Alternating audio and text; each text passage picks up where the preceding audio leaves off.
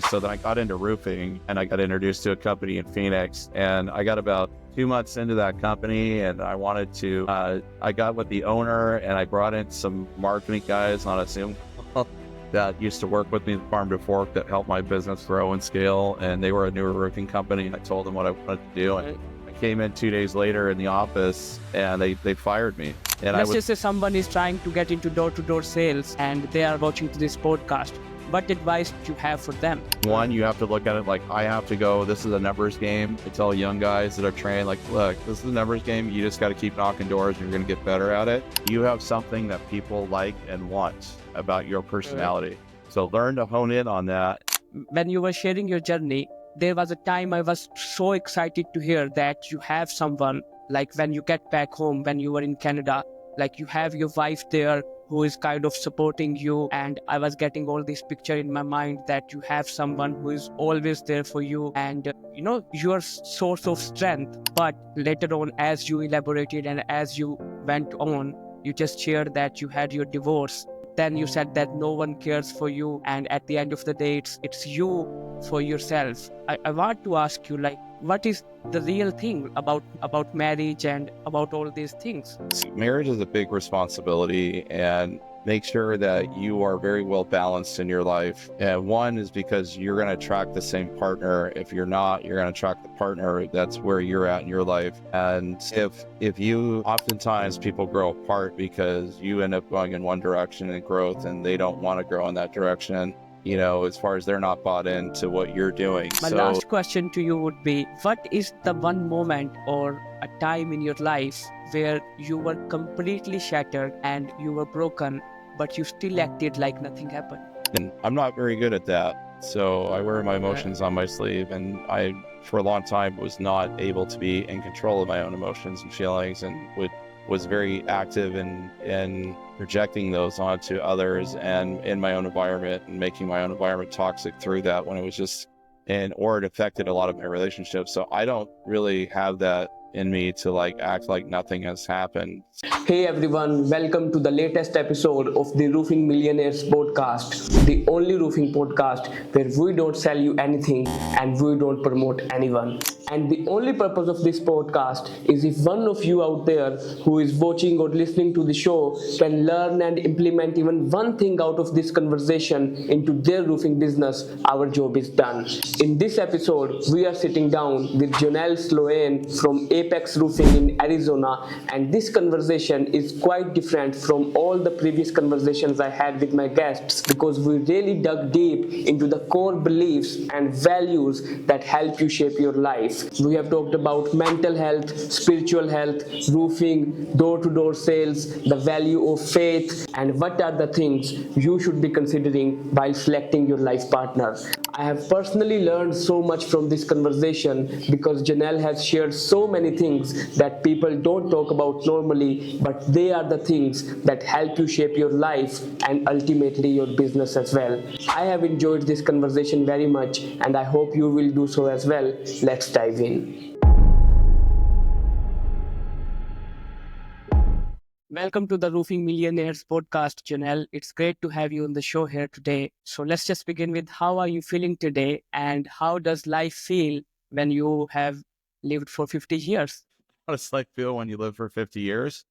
Yeah. First of all, I'm glad to be here. Thanks for having me here. And hopefully today I can contribute to your audience and bring value to what you're doing in your mission. As far as how I feel today, feel great. Went to the gym, which is good. I've been struggling to do that. And as far as at 50 years old, sometimes, like they say, a lot of these old guys that used to tell me that you'll feel aches and pains in the morning. So that I'm going through that part of my journey in my life as far as waking up sometimes and not feeling my best physically, but you just got to keep moving. So you are doing a lot of good stuff because I see you on social media, like you are working out every single morning. Most of the young dudes out there, they don't do that. Like, how do you feel inside besides this physical body aches and everything? What has these 50 years brought to you? Like internally, what do you feel like, man, I have lived 50 years in this world where, at times I feel that most people are having these diseases and they are into drugs and wasting their lives. But you have done quite good so far. Well, Mohammed, earlier part of my life, I led a very selfish life. I'm going to be a little transparent here. And I'm a recovered addict of 15 years, so both alcohol and drugs. So the good thing is when I was younger, that was instilled in me as far as good eating habits. I had two parents where we didn't really eat like traditional Western diets. They were kind of hippie, and we went to co-ops before there was Whole Foods and Sprouts and other grocery stores. And so I always had that foundation, which was good. I'm thankful to my parents for that. Was always really into working out when I was younger, but then I strayed off from my mid-20s into about mid-30s, where I finally decided to start living life on life's terms. So that's when I made the shift, got sober, started my own business. We actually moved to a different country too. I had to go through immigration, started my own business from nothing that I just sold about 2.5 years ago. And really just took a complete 180 and really got into, I have that an addictive behavior. So I figured if I'm going to use that, I'm going to use that on things that I know that are going to be good for me, good for my family, and also that would be able to help others. I get a lot of people that reach out to me because I'm at my age, I'm in decent shape for my age. For most 50-year-olds, I got a lot of, but this has been a long journey. I mean, as far as like the last 10 years of consistently studying about nutrition and diet, supplements and working out and implementing that into my life. So it's good for you as far as not just physically as a flex, like look at me and look at my body. It transcends into so many other areas of your life, whether it's business or whether it's your family, and also helps you in your own business too, as far as like, if you're presenting yourself in a way and you're in sales, as far as that you're disciplined and you're in shape, that goes a long way. That, as far as first impressions mean a lot. So people tend to want to do business with people that they see that are disciplined in their own life. So that's an instant reflection of who you are as a person, I believe, when you present yourself in a way that you take care of yourself. That means that transcends typically into other areas of business and sales, to where people want to work with you because it adds, I believe, an instant trust factor. This guy is obviously disciplined in his life, and he's probably that way in his business too. So I'd say that's in a nutshell. I mean, it's something I enjoy too also. And I wish I would have started younger. If I can give advice to a lot of the younger guys, like you guys, all these younger guys, like when I was in my 20s, we didn't have any social media or YouTube or anything. I had to read magazines, believe it or not. Like, so anytime a muscle and fitness magazine would come out, or any kind of health and nutrition magazine, I was constantly reading it. Or you had to read books, that would come out.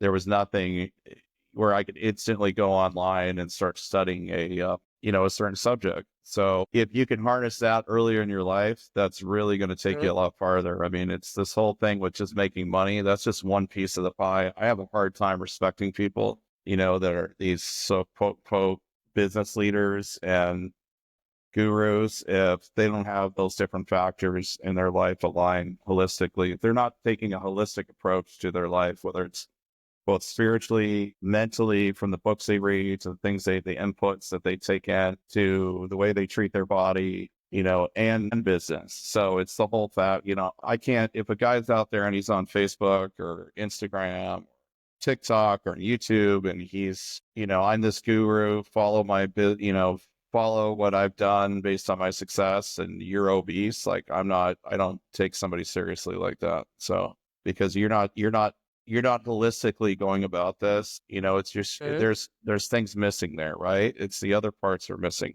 I look at everything from a holistic approach in my life, as far as that I have to be balanced both spiritually, mentally, and physically, and financially. So That's a good approach. And you just said that you have been into drugs and everything, and then you decided to fix your life. What I felt from that is that you discovered the meaning of life, and you discovered that this is what life means, and this is what I have to make out of this. And then you just transitioned into like creating a better life maybe. And you are right about that too. What I feel is that when you don't face the extreme darkness or the worst phase of life, you don't respect the best part of life as well. Maybe I'm wrong. I'm just 20. I'm 25. I'm learning a lot of things. But what I did is that so far I went too much into spirituality, and I tried too many things. But then I discovered that there is something besides that, and for some people it's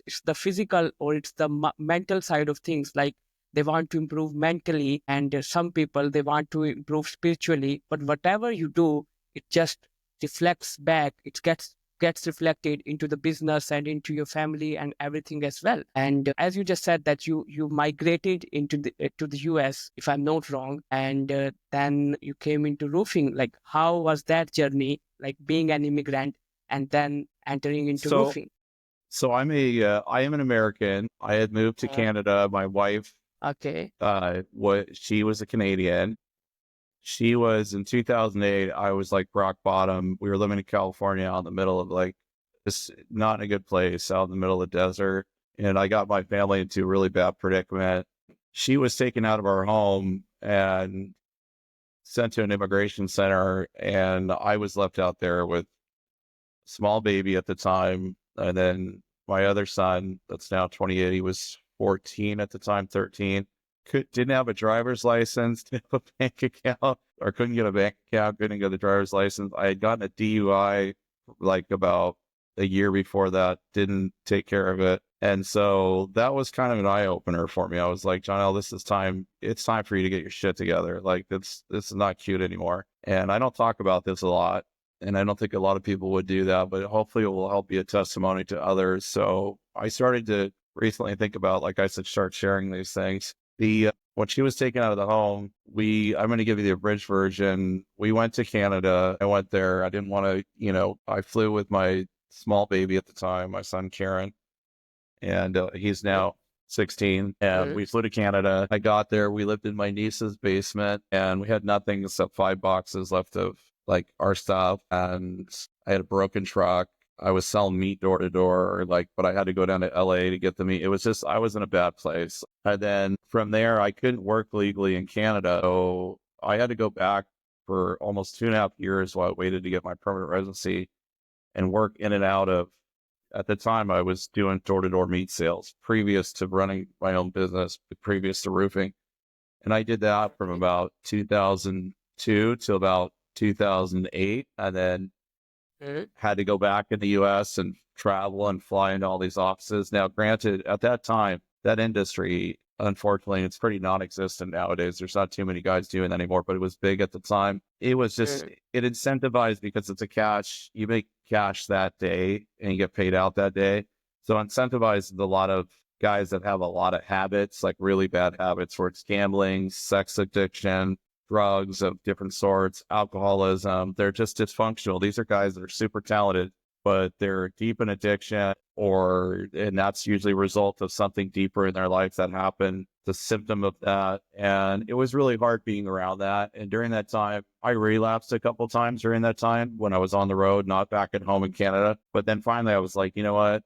It was something my wife at the time, she had said, she goes, you can't come. The last time I had a relapse, this is over 15 years ago, I think now. And you kind of lose track after a while. I have some people are really, it's important for them to, and I respect that, to hold on to their date of recovery. For me, it's kind of like, I just let that go because I don't want to hyper focus on something that I've already overcome, I believe. And she told me, she goes, Jonnel, you can't come home anymore and be with your family. You can't come home here to Canada to be with your family. You better figure it out. And I was like, that instant, that moment, just something changed inside. I think that was the time that God had been, unlike others that go through this, I had resources. This is how selfish I was. I had resources that family could always go back to. Had a foundation. As far as a believer and God and, Jesus Christ as my savior, and had grew up around different times of my life in the church. Since I was 14, I got saved or accepted Christ. So I knew better. And it was just something I was running and hiding from. It wasn't easy at the time when I got sober. It took me about another 2 years after that. in Canada to go through counseling that I did. And because when you come out of that after 14 years, everything around you, just all these emotions flood in, everything around you feels not normal. You think you're around all these people, they're just doing life on life's terms that aren't in the world. And it was very difficult. I became very judgmental, very angry. It was just self-reflection of my own insecurities that I had wasted my life and regrets, wasted my life for so many years in my 20s and 30s. And I did a lot of great things in my early 20s too. I'm not going to get into all that because that's another story. But before I got into using, and I decided to continue that journey. You touched on something about, how do you feel, where you're at in your life? Like I really learned that life is always a constant evolution and there is no beginning and no end. And I think that's even, until we leave this earth, when you align yourself with the laws of the universe, things are going to happen. Good things will happen to you, but nothing's promised, at the same time. And I think God works through everything. I truly believe that. That's where faith comes into. And it's not something where Christians can own or Buddhists or Muslim. It just is. There are laws of the universe. And if you're aligned, for me, it's my belief in Jesus. And I believe where a lot of, and this is not being judgmental of others, just God wants me to love others no matter what. I've always taken that approach. For me, it's the belief in that, many other religions are missing it because I do believe Christ was the Son of God and I think that's even New Age religion, like New Age, like a lot of Christians steer away from things like, I'm not into crystals and I'm not into energy and I'm not into frequency. That's all God. Like that all comes from the laws of the universe. And it's just Christianity in its beginnings without Christ. So it's like everybody's kind of aligned in the right way if you are aligned with the laws of the universe, practicing these things and operating in the fruits of the spirit, which are love and joy and hope and peace and wisdom and constantly working on your life and to improve it as a way to be a servant to others and realizing that your life progresses as you are able to be a servant. And it's your duty, I believe, as a human being to not be a selfish human being, even though everything's wired society against us, especially in America, right? Like we don't know how good we have it. You go live in another country, even though I lived in Canada and people would think it wouldn't be much different. It was much different. And I realized when I came back here 2 years ago, like self-reflection, like how good that we have it here. And part of that's like people take that for granted. And I know I'm getting off track here, but want to just kind of drill home as far as that anybody's success is a matter of being aligned with, you have to have all parts in play. And it's all about being aligned with the laws of the universe and realizing what those are, So I got into the transition. I think you're asking the question about roofing is when I sold my business 2 years ago, I had a business in Canada. It was an e-commerce business. It was called Farm to Fork. We were like the Butcher Box Meats of Canada. I use that as a reference because everybody pretty much knows who Butcher Box is. It's online meat delivery. And I started that business from scratch, totally bootstrapped it, came out of addiction, moved to another country.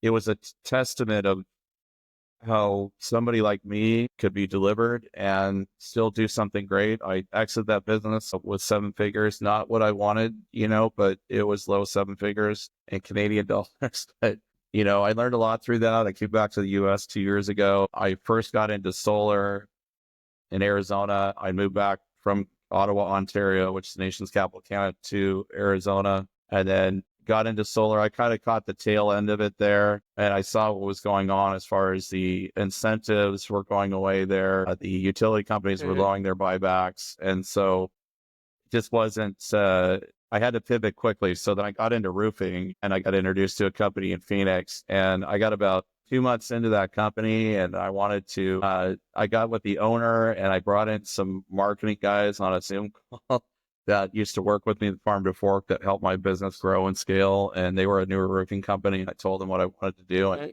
I came in 2 days later in the office and they fired me. And I was like one of their number one guys in the company. And I asked them like, why did you guys fire me? They said, oh, because we're not going to train you. And then you're going to go ahead and start your own business. And then you're going to take over our business. One guy thought I was going to take over their business. And after he got on the phone call, I think they felt outclassed at the time. And that wasn't really even what my motive was, but it was just really odd. And then I went over and I transitioned to another business, another roofing company in Arizona, and worked there for about another 6 months. This was last year. I've been in roofing about 2 years now, and that started off really well. But once again, there was something. They brought me into the office and they said, "We want to take away 15% of your commission." And they kind of like, I knew what was going on. So I made the CEO tell me like what was the premise of this, having this conversation with the CEO and other corporate heads, and then my upline at the time. And I basically told them, I'm not going to, you guys, if you can prove to me a premise why that you need to, we were fifth in the company at the time, and I was starting from a cold start. This was last year. Other guys had other projects coming in from the previous year. So I started from a cold start, and it was cool. They gave me a signing bonus, but I had to sign so many roofs within that month to get that signing bonus. And I don't think they thought I was going to do it. And I had back surgery in February, started in January. So I'm like, I'm going to sign these 20 roofs. And so I went out and I signed them in like the first 3 weeks, and in Arizona, which is a very difficult non-storm market to do that, and I went out and did that, had back surgery in February, came back 2 months later, and then we were rocking and rolling again. And then I was asked to brought in the office where they said they want to take away 15% of my commission because my upline was complaining that he said that we're having to spend too much time training them, and the 5% they were getting off of us as an override wasn't enough. And so basically nothing they said had any kind of validity. And I walked, and then currently I work with Apex Roofing, and they've been really good to me. I travel for them. They have 17 offices nationwide. I'm here in Florida right now working a program in one of their offices, and that's good. That's been my transition to roofing. I'm very thankful though. In the beginning, working for the two companies in Arizona, I had to work a different model than I do now. They call it the cradle to the grave model, or some guys just basically you're working, it's from start to finish. I had to deal with all the insurance companies, the billing, running the builds, ordering materials, and everything involved in that. And that's helped me become better at sales with the model that I am now, where it's just a sign and drive model, and I don't have to do any of that. Like the project gets taken over at a certain point by the office once we get them signed to sign a construction agreement. So that's my progression from I kind of started and jumped around to where I'm at now in roofing. And, I was really good at door-to-door sales. I did it for many years before I ran my company for a decade in Canada. And it was just a logical progression to get back into it for the time being. I do have plans to start my own business, another e-commerce business, and I already got plans for that, have trademarks and different things in place, and just waiting for meetings and other components that are part of that, like my producers and stuff, to get those meetings started again. They had to remodel their plant, and was a lot of things that 2 years ago I couldn't do that when I first got back to Canada. First got back to the U.S. I had no intention to get back involved in door-to-door sales. I was going to start another company and another e-commerce business and start going again, and that just got put on hold. God had another direction for me. Went through a lot this last year. I went through back surgery that didn't work. I'm going through a divorce. That was something at 50 years old, it's very difficult. I didn't realize how difficult it was. Now I know my dad went through 2 divorces and why that just ruined. I couldn't figure that out as a kid. I lived with my father up until he passed away when I was 16. And I couldn't figure out why that he was just giving up. And it was just, now I know how hard that is on a man at so many levels. So I don't think we have a lot of resources or to talk about that with men, when we go through that, especially at that point in my life when I'm at my age. And it's really hard to reinvent yourself when you're 50. And, my advice to younger guys is you have to really, now that I look back and I don't have regrets, but you need to really make the right decisions early on in your life, because it's very difficult to reinvent yourself when you get older, on physically, spiritually, mentally, financially. It just is. And so those things are so, so important when you're younger, to get the right people around you, have the right inputs, meaning what you're bringing along into your mind every day, the right people, getting a mentor, like an older person, whether they have their shit together or they went through the things I went through, and be able to share that information with them.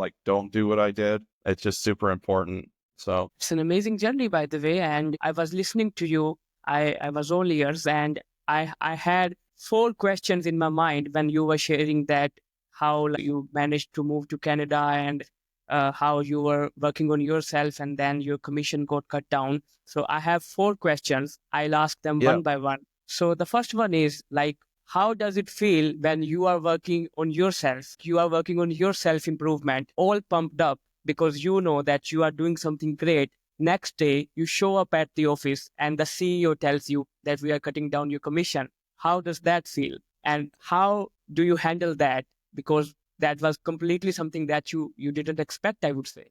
How does that feel? Oh, we'll start there. That feels, I have an understanding of why that they're doing what they're doing, so I don't take it personally. At the same time, you feel like you're not validated and appreciated, but my self-worth doesn't come from man, it comes from God and my own self.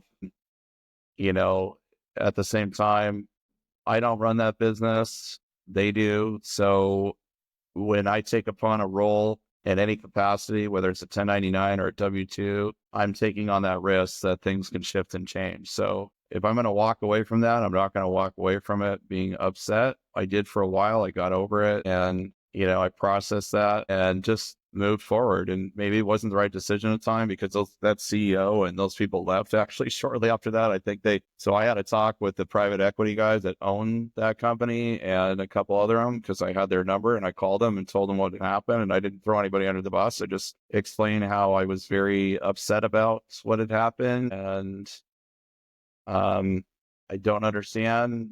And maybe there's some talks that need to be had with people moving forward, because if you're going to blow out a guy like me, what's going to happen with other people? So I heard the very next week that those people got let go. The CEO got let go, got replaced. The two other guys left that were my upline, and they came in there clean house. So I don't know if it was in relation to what I had said, or that had been, maybe I was the straw that broke the camel's back. Meaning I assume probably there was already things going on that were led up to that, and that just like exposed that. But life's not finite. It's not like you just like go on the straight line. So, and I believe God can work through anything. So yeah, maybe I should have stayed there and weathered that, but that led me to here and going on the road and traveling again, and introduced me to Apex and other opportunities and people and markets. And it also taught me way more about roofing because it took me out of my element in Phoenix and allowed me to travel to other markets and deal with that process with whether it's insurance or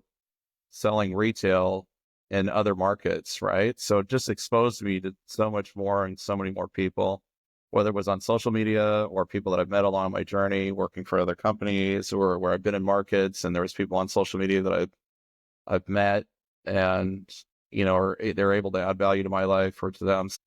And then it just reaffirmed that, I believe God gives you the desires of your heart, whether it's God or it's just that unction inside you of your spirits, whatever you believe, that tells you that, you should be doing this. And there's certain things that just continue to come up in your life that keep coming to mind, or ideas that you have written down. Like I keep a list of my ideas. And if those ideas continue to be a reoccurring theme and they come up, that, it just, things like that reaffirm, like sometimes they drive you when the timing's correct into doing the thing that you should be really aligned with, that you need to be doing. For me as an entrepreneur, I do know long-term that I'm going to be running my own businesses again, because that's just where I feel comfortable. I feel more comfortable when I'm in control and it's something I'm created. I feel more level as a human being, at so many levels. But I do believe this last 2 years has been good too, because it's really allowed me to this time to grow. So when and on so many levels, to where when I do get back into running my own business, I'm able to handle it. I do believe that if I would have started that 2 years ago when I went through this divorce and are going through it, and all the other changes that had happened when I moved back to the US from Canada, and that transition, I believe they probably would have not, I wouldn't be where I needed to be if I would have started those businesses back then. So this is just, it's been really good. It's exposed me to so many different things. And, now I have a skill set that I didn't have. I didn't know anything about roofing and contracting jobs or solar or anything like that. Now I have that. I have realized that you have such an amazing, strong faith in God, because I asked you that question about that CEO cutting down on your commission, and you are so positive about that. That even if I'm having something bad these days, but It's all part of the process. Where does that faith come from? And I want to link it to another question that I had. Like when you were sharing your journey, you mentioned that you are going off track because a lot of people, they don't want to hear this stuff. They want to hear that, they want to listen to 10 growth hacks to grow your business, how you can do this in your roofing business, how you can 10x your Yeah. roofing business. They want to hear that stuff. But this is the real stuff you need to hear, because you can make $1 million, multi-million dollar by selling drugs as well. But these are the values that make you a real human being. And this is the stuff that gets reflected Right. into your business as well. So the first question was like, where does that faith come from? And what do you say? Like most people, I agree with you, think that we are going off track when we are having these conversations, but we are not going off track. These are the actual conversations we need to be having. What do you think about that? Yeah, so I think these are the conversations we need to have, because you only see, like, on, for example, on social media, you only see like the reflection of the success. You're not seeing all the other things that are involved to get there. You're not seeing the challenges in people's lives and the other things that are not in balance. And I believe that that is very surface level. And I think the things that people really need to be working on is themselves as a whole, because I don't believe that whether it's the universe or God or whatever you believe, that you're going to have those things, or if you get those things, you're going to lose them very quickly if you do not have these other things aligned in your life that you've worked through. And I believe it's your duty as a human being to work on yourself first. If you can't love yourself and you can't love others, and you don't have these, you're not aligned with how the laws of the universe work, you might have some success temporarily. You might not have, you probably won't have success, or that success is going to be directed in a way where it's it's very self-centered, and it becomes an idol, and you are not able to, that success doesn't transcend to being able to help others. Does that make sense? I mean, that's just how I look at it. And, I told myself, if I start a couple more businesses and become successful, and everybody has told me before, Jonnel, used to start self-branding and create a brand. And I don't even think I'm there yet, because there's a lot of things I'm still working out in my life. And, so I want to be able to, when I do that, I want to be able to provide content and value based on my experiences that really help people at the core, not surface level. There's going out and selling roofs, for example, is not that hard to do for most people. Like if you just put into work and it's a numbers game and you take the emotion out of it. But everything that comes after that, once you are rewarded for that financially and otherwise, that and what you do with that is the important part. And that was the part in my life that I didn't know how to figure out for a very long time. Always very charismatic in my early 20s, always good at getting people to enable my behavior, being manipulative, selling myself to others to get my own way. And it was just a very selfish way to live and make money, and money was easy to come. But I never was taught the other things. And those are the things that I had to really, unfortunately, drag myself through the mud to learn. And I'm still learning and still trying to go deeper on my journey as a human being, even at this point in my life, and also coming to being okay with the fact that I'm at this point in my life and that I've had those mistakes and I'm not where I need to be. Because if I would have known those things, we have a tendency as human beings, if I would have known those things back in my 20s, what I know now, I'd be a multimillionaire and I'd be much more successful and balanced and centered, and would have made the decision I make. But, yada, yada, the story that we tell ourselves and the trap that we keep ourselves in our mind. Those are the things that I think need to be spoken more often, and there needs to be a place for it. I know it's not glamorous. I know it's not monetizable most of the time. It doesn't allow you to, it doesn't put money in your bank account sometimes, as far as, in the short term. But, I think it's more important for the message to be out there that, these are the things that we need to work on as human beings. We need to be constantly in a state of self-reflection and gratitude, and learn self-correction and disciplining our own lives, and realize that discipline is work, it's pain. God never says that things are going to be easy. You look all throughout the stories of the Bible, or even other religions and stuff too. None of these prophets, the people that went through things, that put themselves out there, they didn't have it easy. There was nothing in life that's easy. They had to go through much pain to get there. and some of that they obtained financial success. Some of it was just they end up getting killed for what they, believed in their message, but now their message lives on. So I believe that's our journey as a human being on this earth as far as we are. And I know this is cliche, but we're, spiritual beings having this short journey as humans in this life. And very hard. It's very easy to lose sight of that daily.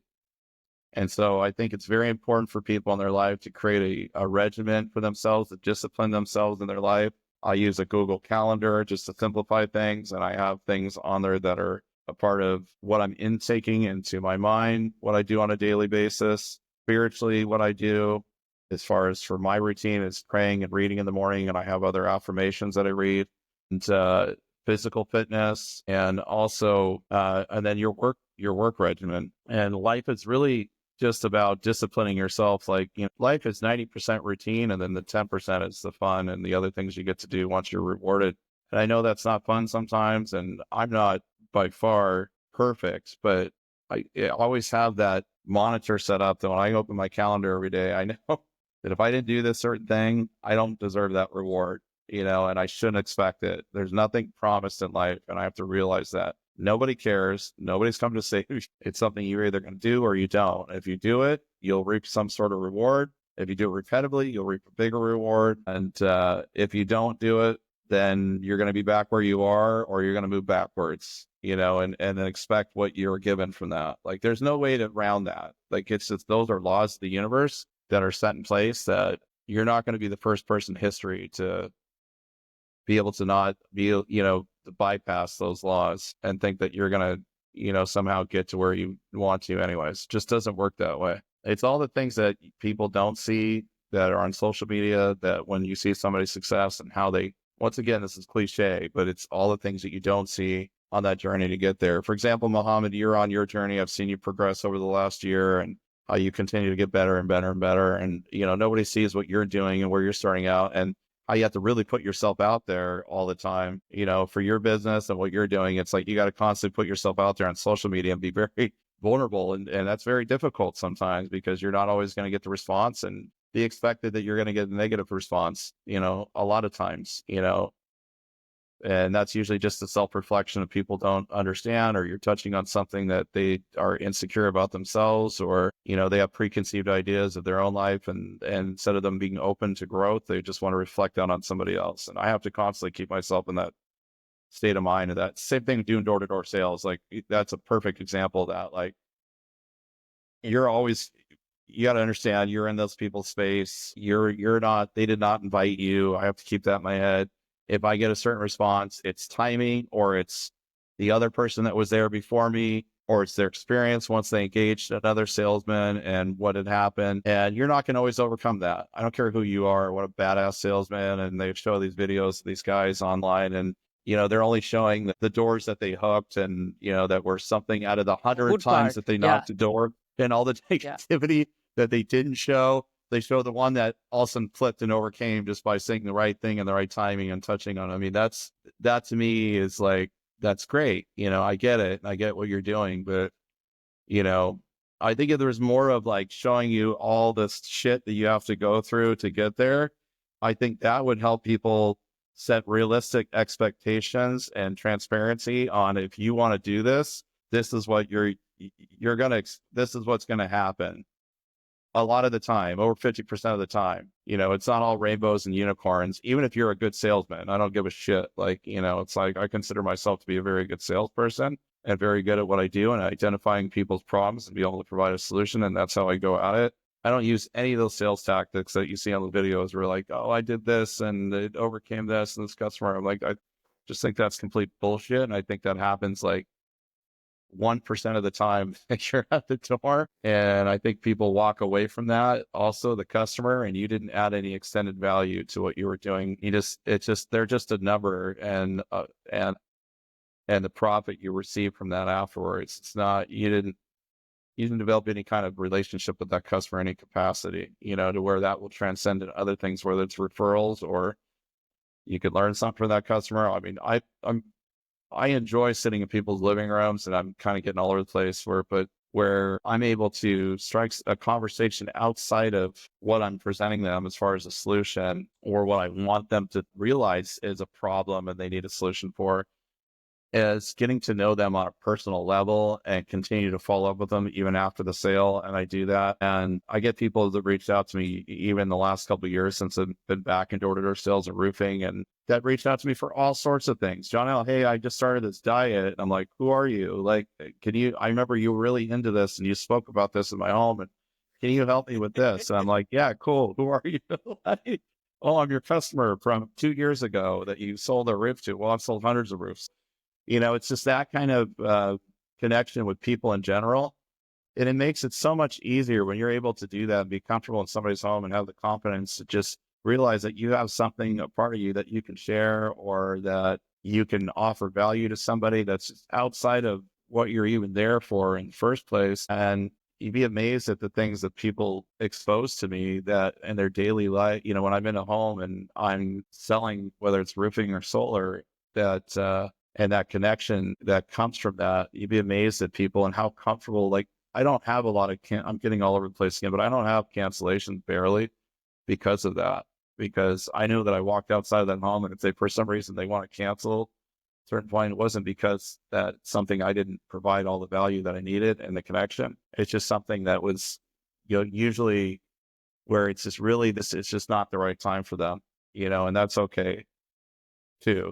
I agree with you. I feel that most salespeople, what they are doing these days, I'm no expert definitely. They look at the prospect or the homeowner like a machine or like a robot, and they feel that I have to apply these NLP techniques, this sales method that my guru taught me, and I have to just do anything to this machine or to this prospect, To and I have to dismantle just them to get the sale, to dismantle them to exactly. get the sale.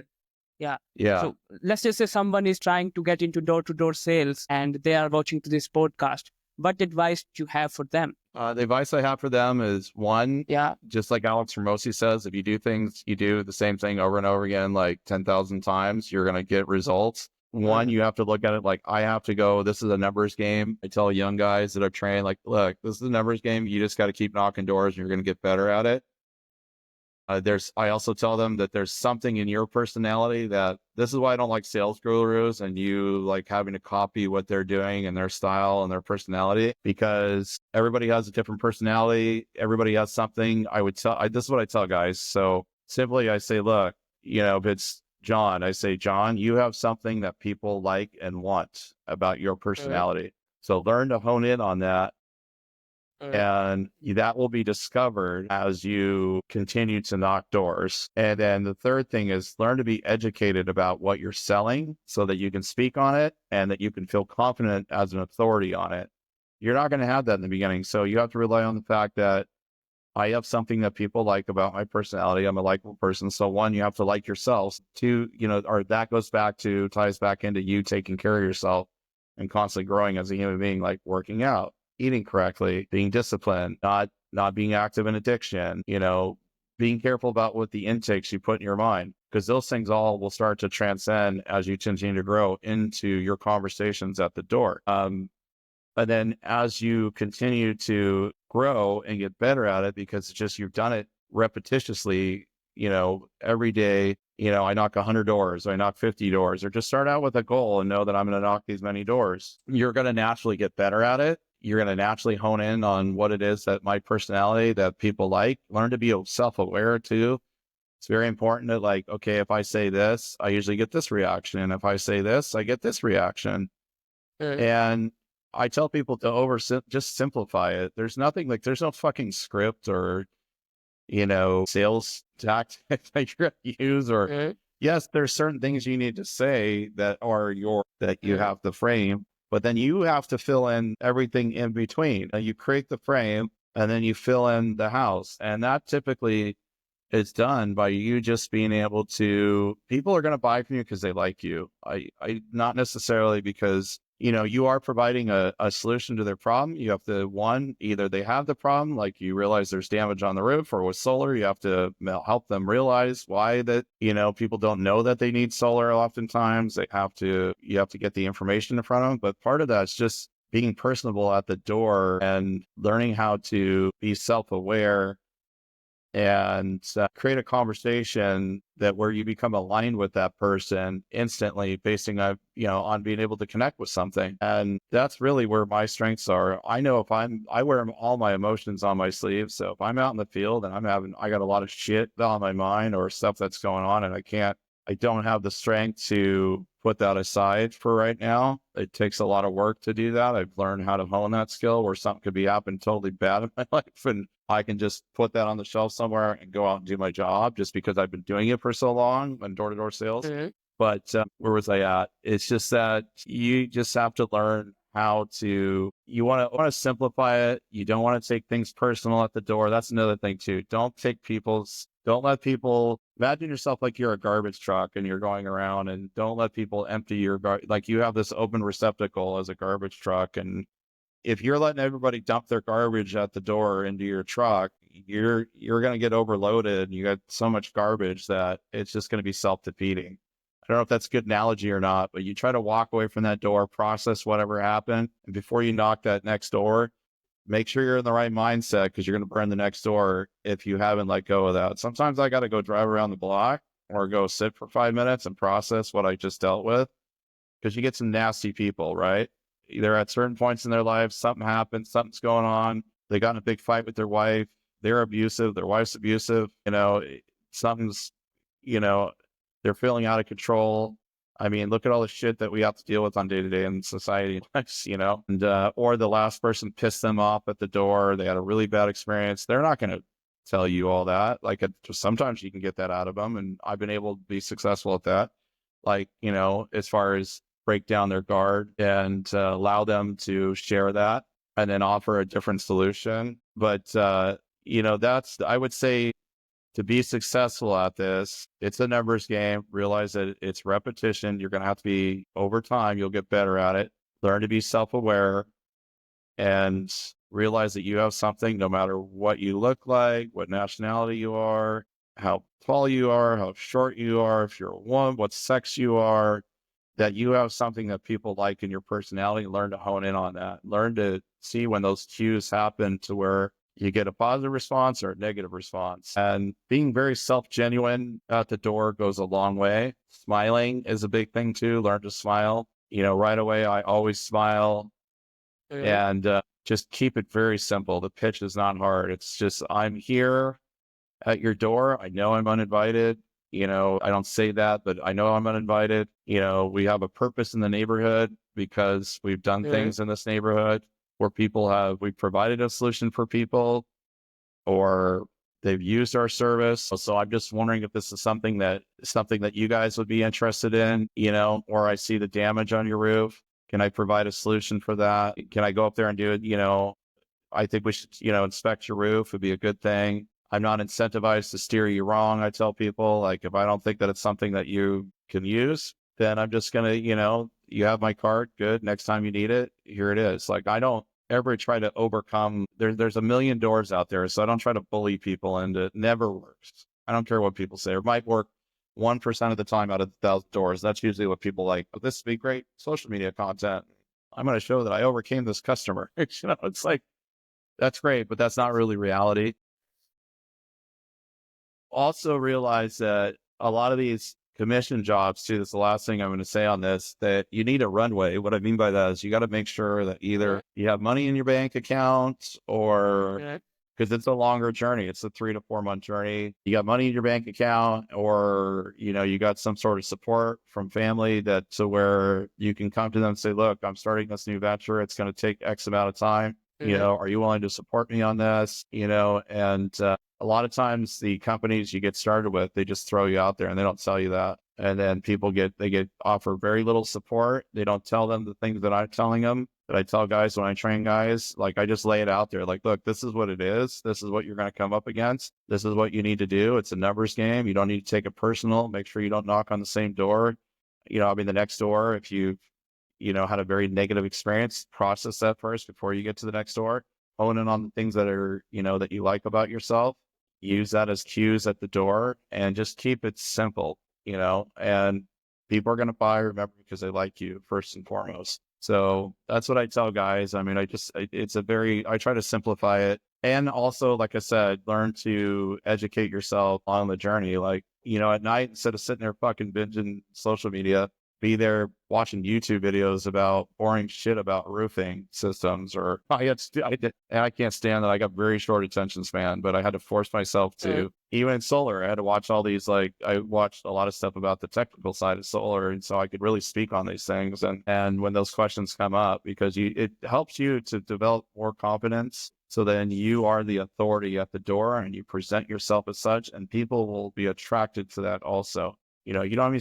How so many times I've been at the door and there's been 10 guys there in the last year and they got a 3-tab roof and there's missing shingles. And because I provided education at the door on the process about the shingle, even before I got up the roof, didn't tell them that they can get their roof bought. We can get this roof bought for free. It's like, I just educated them first on it. Then they let me on the roof. Then I said, once I get off the roof, I'll explain more about the process and you can choose whether you want to move forward on this or not.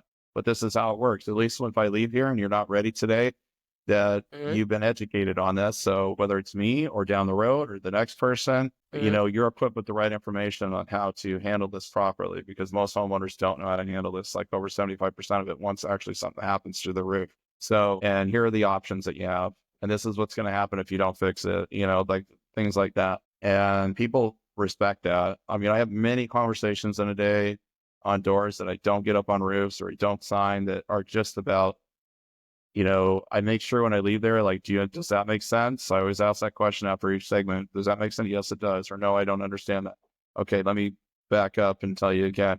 I want to make sure that I either leave that door and that opportunity open for the next person or for me again, or that they're going to call me at a certain point, How important do you feel, like you just said that you have to leave the opportunity for the next person? And I would say that 70% of the times you don't close the deal, like there are failures as well.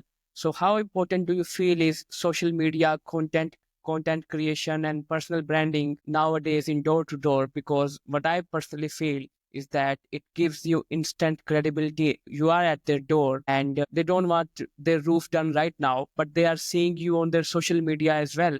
Like you are putting out your videos out there and you are genuinely adding value to their lives. And when they need a roofer, because they are in touch with you, you have already developed that credibility in their minds and you will be their first choice. Or you are already creating content, they are already seeing you in their mobiles and you show up at their door, you have instant credibility because they already know that this guy is doing some cool shit. So how do you feel, or how do you see that the content creation and the social media personal branding thing is kind of changing the door-to-door sales as well? Like that's what I believe. I think it's massively important because I look at what I had to do with my own e-commerce business. For example, in e-commerce, people have to see whether it's your ad or your organic content or your Google My Business or different forms of marketing. They have to say it. Usually it's like 3 or 4 times before they order most of the time. So why does that not transcend into roofing or home services? I think a lot of these companies, they're very archaic in the way that they handle their marketing. I think part of that's because they get sold on a guy that comes to them and presents an agency model and a fee and it doesn't go anywhere. Then they have this impression that all of it doesn't work. We just door knock. And I'm like, that's retarded. Like, whether it's you as an individual creating self-branding yourself as an individual and working for a company. Yeah, that's what I was talking about. Like you are creating your self-brand. Like you are not working with any agency. You are just putting out your content and you are like... Oh, it's extremely important from an organic standpoint. Yeah. And, if you're just talking on that as far as an individual, I think it's extremely important for you to do that. I mean, it just really depends on where you're at in your life. I'm at a different journey right now where I'm just trying to find out where I'm going to be. And once I do know where I'm going to land permanently for a while, then I'm going to start doing that, because I did it, for years with my own company. And I was the one that put out all our organic content from Farm to Fork. We had thousands and thousands and thousands of posts, and digital marketing, whether it's organic or paid, is extremely important. And also what I don't understand too is, like, if I'm going to start a business, like in the roofing and home services business, First thing I'm going to do is I'm going to look at who in the marketplace has a Google My Business, a GMB. I'm going to look at how many reviews they have. And then that's my benchmark to create proof of work, meaning like it's proof of concept when you have, and I'm going to go after that company with the most reviews and try to get that many and outpace them, because that's instant proof of concept, that people also are looking at, not just you knocking on their door or following up on a lead that they, a lead that they put their information in on a lead form and you show up. They want to see proof of concepts, what I call it, out there, because most of the time people are on their phone, right? So they're scrolling or they're searching for content or searching for a subject. So if you continue to pop up, or a lot of times people will go search your name. I've had people a ton of times that didn't sign right away. And then they like, oh, we looked you up. We looked your name up. I saw that you had stuff in Canada. We looked up your LinkedIn profile as a professional. Like, you provided, when I was working with the other company in Arizona, I had my idea was to create a division of that company, like kind of like, if you work for a real estate firm like Keller Williams, you're like the Jonnel Sloan group of Keller Williams, and you create your own brand around that and your own website and you can even create your own Google My Business, and you run ads and have social media, and that all plays into that because people are searching for that too. That puts a proof of concept to what you're doing. And it also is another outlet for you to acquire a new customer, because oftentimes, like I said, I've had people that didn't sign right away and looked me up as a person and on top of the company to see if this is somebody that they want handling their project or, acquiring that service, and they want me to facilitate it. So I think I answered your question, but I think it's extremely important. I think it's really missing, especially in roofing, and solar guys somewhat have that more figured out, but I think it's more of like they keep putting out content that doesn't add any value to the homeowner. It's just more about them either using that as a Trojan horse to attract more sales reps to do door to door. You know what I'm saying? Like to make money off them. I don't think there's a lot of content being put out there that's driven towards the customer, as far as it's adding value to like keeping that customer where your business is front of mind. They're seeing you interacting with other customers, whether it's building a roof or getting a review, and having that customer give their reflection of that job by speaking on that. Like when I owned my company Farm to Fork, I did a ton of videos when I would show up to customers' houses and do deliveries. Like I had this whole concept called My Farm to Fork, where it was like, this is my farm to fork. And I would have people speak, say, my farm to fork is the bacon wrapped chicken breasts. And they would show what they ordered. My farm to fork is the scallops and the this and that. And we made all this content video around it. And it worked great because it was like, shit, I want that. It would show the product, it would show the customer saying how this is the items they like to order. We did a bunch of other videos that were continued, like, where they were more long form, and people spoke on, our service and why they enjoyed it and what their experience was with it.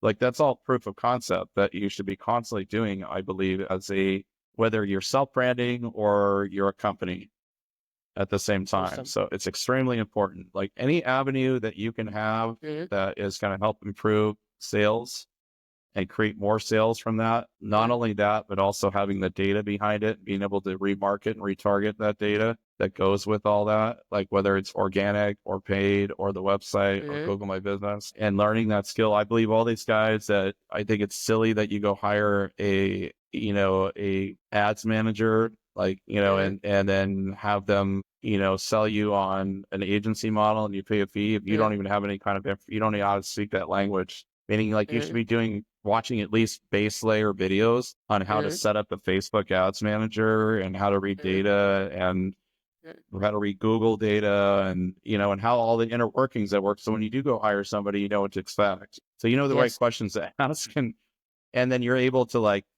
where are your use cases? Show me the people you've worked with and what your use cases are. When I ran Farm to Fork, I get hit up all the time by big agencies all the time. We want to work with you. We want to scale your business. I'm like, okay, what are your use cases? What brands are you working with? Because this is where we're at. And then I want to go talk to those owners, and I want to make sure that they're having the experience, and I want to know what their return on their ad spend is, what they're getting, they're seeing from this, and what they're able to do with you as a scale, and, as far as scaling. I know I went roundabout again with that question, but I think it's extremely important to put that out there. But I think it needs to be more value-based and less about look at me, look at my sales, look at this. You want to be a part of this and attracting new sales reps. I agree with you on that, that I feel that you should have the base level knowledge and you should learn Google ads and Facebook ads. And I think that there are three phases that a roofing business or any service business should go through. Like, first of all, they should be running their own ads and doing their own stuff. So they know that what it takes actually to bring results. Then they should hire any external help or agency for like 6 to 12 months just to get their systems really dialed in. And once all of that happens, they should have an in-house marketing guy or Correct. any That's what I was person just going to say, like somebody they who bring handles in everything house. for you. Correct. Yeah. Yeah, I agree with you. Yeah. Okay. So, a couple of minutes back, I told you that I have 4 questions in my mind. I asked Hold on 2 one out of second, them. Mohammed. Are you Yeah. you're Even, we have talked about your journey, and I don't know if you read that post that I made on my birthday back on February 19, in which I shared my journey as well. And I had a comment on that post. Someone just said that you don't need to share your weaker side, or you don't need to share your vulnerabilities or the things that make you weak or vulnerable to others. Like, I shared that how I went through the anxiety and everything. But you shared your side of the story as well. Like, you shared your dark side too, and how you you fought all these battles. Most people, they like to share these things because they feel that sharing all this stuff online would make us vulnerable or would make us victim. Whereas I feel that if you go through something and you win that battle, or even if you are losing, but you are constantly standing up and facing it, you should share that, because that might help someone handling or fighting their battles as well. Like, what do you think about that? Do you share what you are going through, and how have you fought all these battles? And do you feel that these kind of things make you vulnerable? Yeah, I do think they make you vulnerable, but at the same time, it really depends on your motive behind it, like behind sharing, right? If you're sharing because you want somebody to continue to, if you're in a place where you're just staying in self-pity and victimhood, and you want to get validation on that, that's one thing. That's negative. If you're sharing it to bring value with the motive from your heart to bring value to somebody that might be listening to that message, then I think that's a lot different. I also think, though, that you have to be in a place in your life that there's a time and place for that. I'm very confident in my life at this point, and that was years back, and I'm comfortable with talking about it at this point. You have to be, like I said, there's a time and place for it. You have to be comfortable on when the timing is right to speak on it also. Yeah. Because if you're like, oh, I just, this was my life like a year ago, and this is where I'm at now.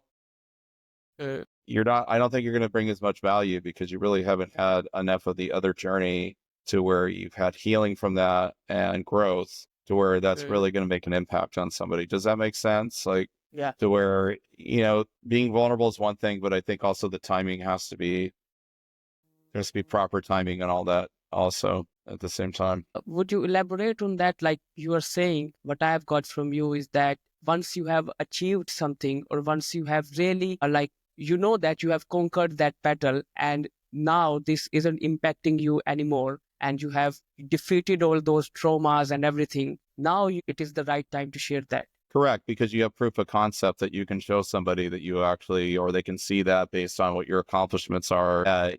They've only seen my accomplishments currently online, as far as when they click on links, or I used to own Farm to Fork, or they can look my name up and search it in Canada and see lots of articles and podcasts. And we were the number 1 e-commerce business in Canada, or in Ottawa, for a couple of years straight. It has more impact when you tell that story, because people don't get to see that. And then, at a certain point you can share that, because be like, wow, this guy doesn't, he seems like he's got his shit together, and I didn't know that about him. And it's going to add more value as far as sharing that story, and your experiences to where you got, where you had to go on a total 180 degree, take a whole 180 degree turn. So I think it's just, like I said, it's important to be vulnerable, but also do it in the right setting too. So, if you're comfortable with that, Mohammed, and sharing that, I think it would be important, because it's obviously people are seeing that you're continually to grow as a person and your business. And so I think it's okay with that. I think it has to come from the heart. So it's just timing too. Like, when you feel prompted to share that, I think it's important, because you're sharing it because I think that ties into where that will, at that moment with the right timing, it could potentially help somebody else that's, either scrolling or listening to that. Like I get that. I had one question on this paper for you, that what is the right age to get married? But when I was listening to, yeah, Man, let me just that's a complete lot to that. unpack. When you were sharing your journey, there was a time I was so excited to hear that you have someone, like when you get back home, when you were in Canada, like you have your wife there who is kind of supporting you. And I was getting all this picture in my mind that you have someone who is always there for you and, your source of strength. But later on, as you elaborated and as you went on, you just shared that you had your divorce. So all of that image that I painted in my mind, now there was a Jonnel in front of me, like who was going back to his home and who had his wife for him. But then you said that no one cares for you, and at the end of the day, it's you for yourself. So these were both two different stories that I had in my mind, and I know it's personal. You are free to not to answer my question, but I want to ask you, like, what is the real thing about marriage and about all these things? So there's a lot to unpack there. What I can speak on that based on my own personal experience is that make sure that it's not about age. It's making sure that you're ready, that you are ready in your life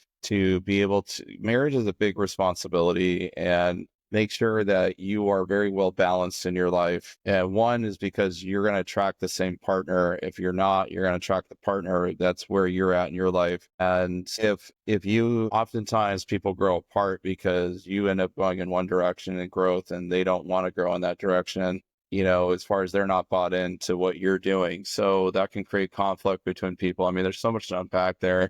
Where I went wrong in my marriage is that, one, I was in one relationship with my son's mother when I was in my early 20s. I had a kid way too young. It's way too young. Your brain is still like, you have chimpanzee brain still in your early 20s. Most people are not equipped to handle that. And because of my upbringing, I had a lot of dysfunction like many people do. And my dad passed when I was 16. I didn't have a lot of role models as far as men up until a certain point. I had to go live with my mother. She was going through what she was going through. I'm giving the abridged version, but I was in that relationship and it was dysfunctional and there was addiction involved, and a byproduct of that, it was very toxic. And then I went from one relationship and I jumped into another one with my youngest son's mother.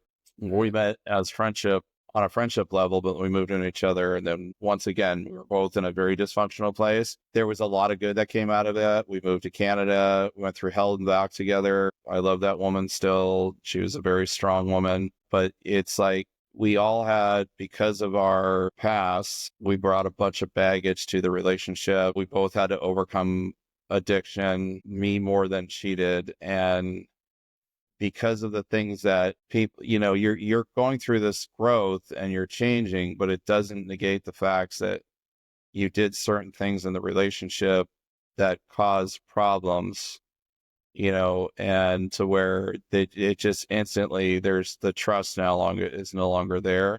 And that's very hard. So what I can say is a lot of times those things are not repairable, and you got to be okay with that. If you've made certain choices in your life and that's affected other relationships, and just because you get those things straight in your life, I've learned this through being in recovery and on that journey, that I thought when I got sober, for example, everything was just going to be grandiose, and because of that, I realized that there's things that are not repairable sometimes, and you have to be okay with that. Just, you don't make those decisions again, because the consequence of that. So I think it's very, very important that, one, if you're going to get married, that you guys date for a very long time and you realize that you're very transparent with the other person of where your mission and goal in life is and where theirs is at. And then you're entering into a agreement with that person on a spiritual level. And you have to understand that, my belief anyways, is that bond is of a spiritual nature and it shouldn't be broken. The reason why my bond was broken is because, one, we brought all this baggage to relationship. It was continually toxic. And then there was other things that happened in the marriage that shouldn't have happened, that I made really dumb choices. and I'm not going to get into that, but because that's a whole other topic, but I will speak on this, and this alludes to that, is if you're in a relationship, whether it's a marriage or you're in, especially a marriage, and you as a man are feeling like that you are not getting the respect and love that you deserve as long as you're doing what you're supposed to be doing and you're reciprocating your love language back to your partner. It's really important for each other to learn each other's love language. The thing that makes you feel confident about being with that person and want to be with that person and grow, don't stray off.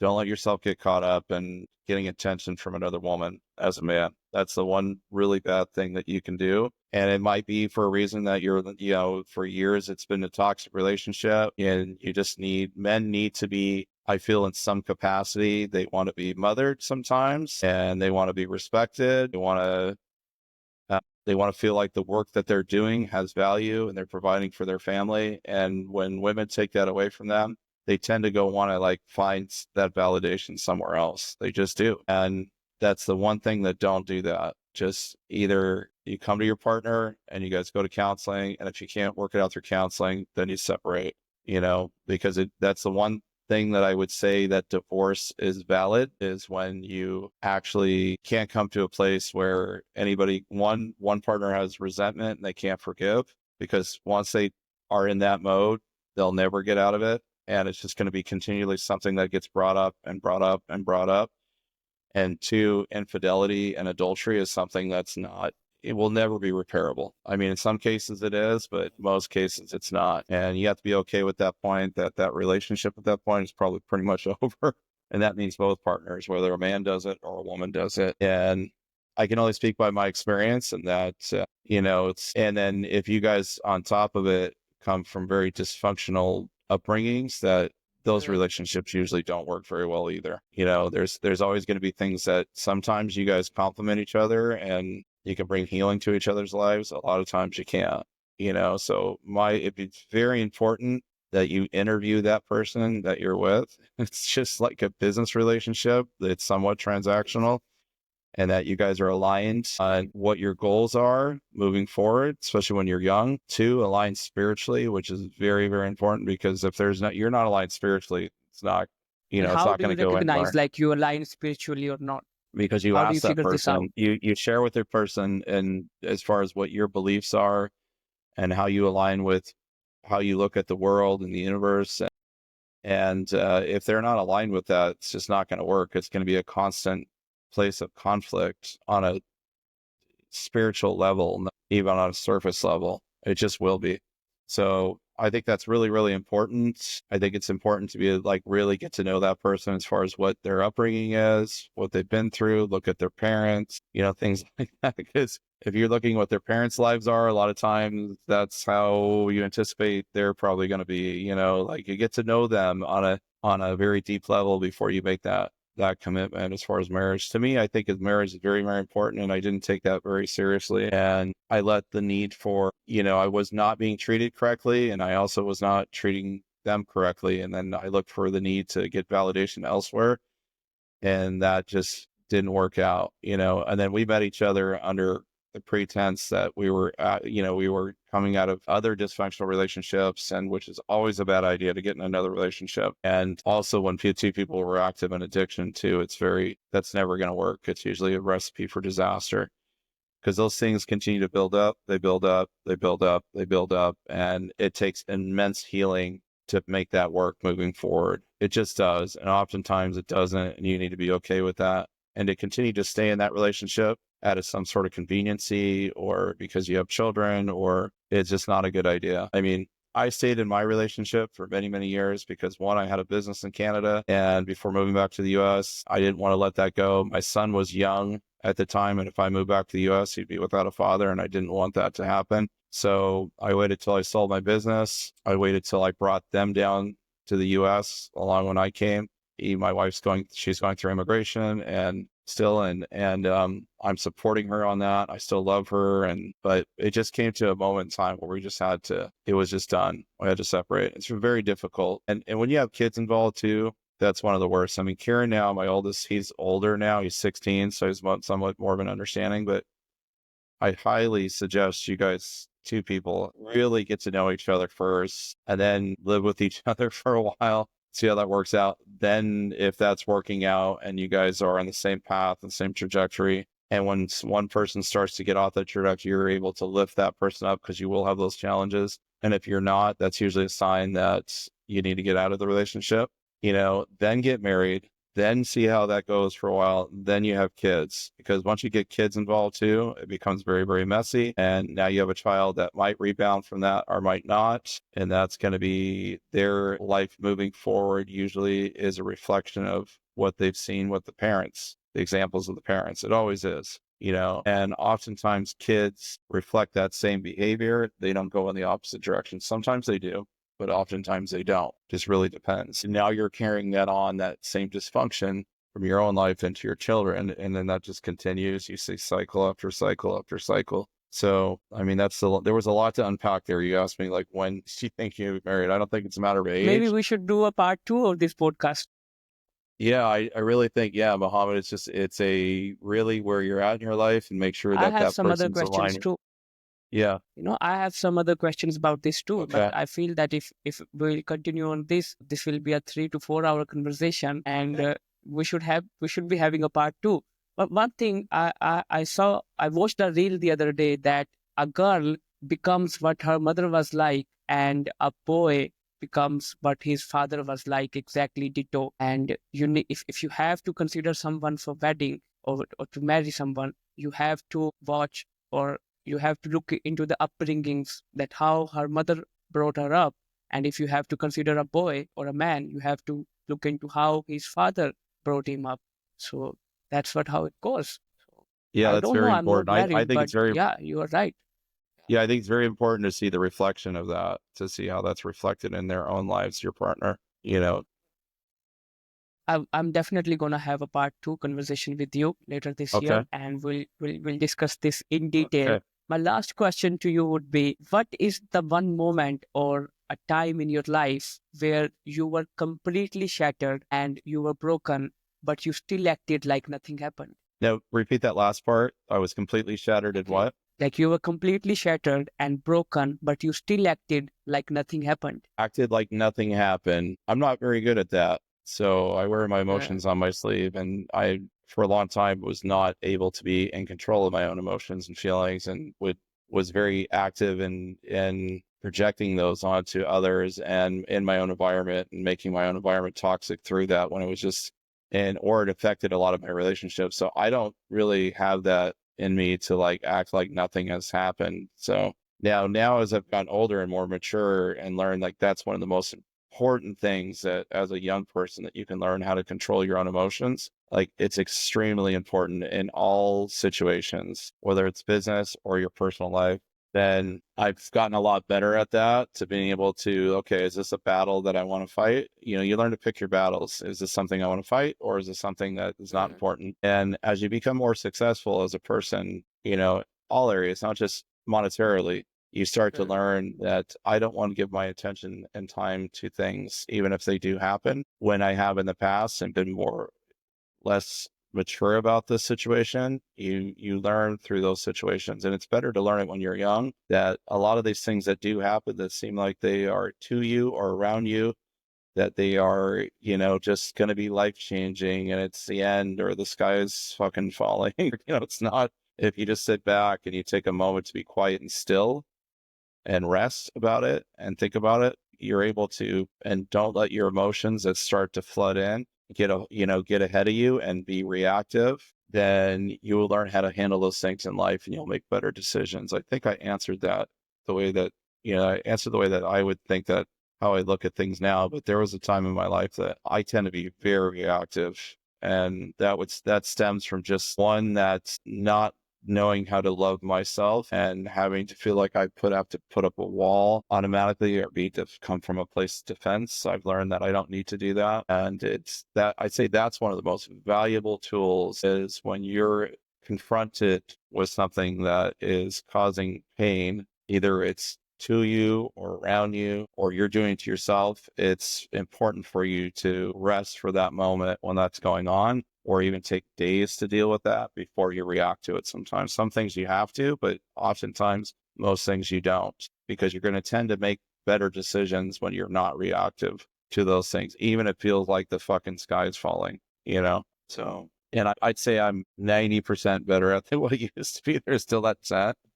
And I'm reactive. And then I just want to like, okay, now I'm going to take everything and just cause chaos and break it all down because it's a way of, people do that as a defense mechanism when something happens to get away from whatever it is, you know, because it's too painful, because our brains have a tendency, our brains are not there to make us happy. Our brains are there to protect ourselves. So whatever you hardwire your brain to do to whatever emotions you hardwire your brain to react when things do happen like that in your life, then you have a tendency, your brain's going to instantly go towards that. And you have to really learn how to like separate that. That's just chemistry in my brain that's telling me right now that I need to react to this based on how I have before, because it protects me. And you have to learn how to you can re-hardwire those things and renew your mind to react differently and take the time to process it later. I mean, people that I see in interactions when I'm going through social media and I'm looking at different reels or different things, and I see how people react when it's not staged. And I see how people are able to stay calm in situations when there's like chaos going around.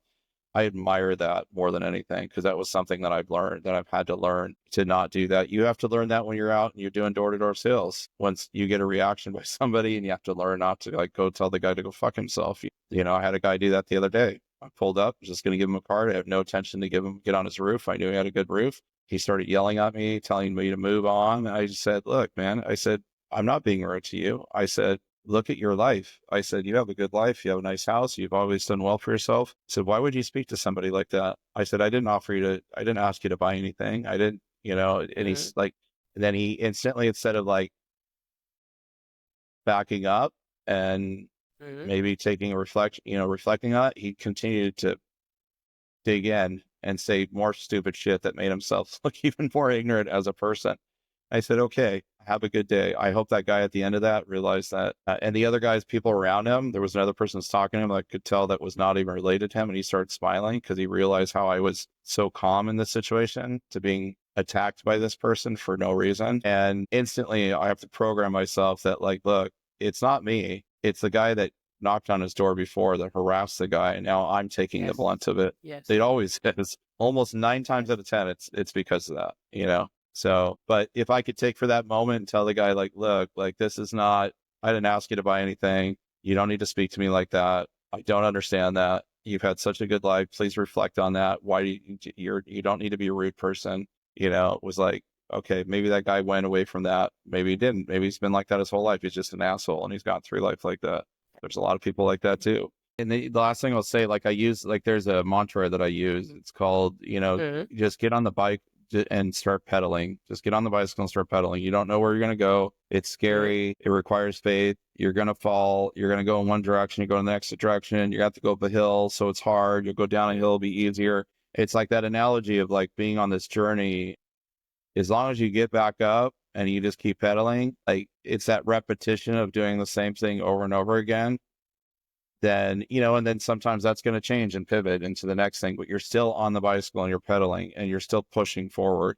And that requires a lot of faith, and it requires you to go through a lot of pain, and it requires you to go through a lot of self-reflection as a person.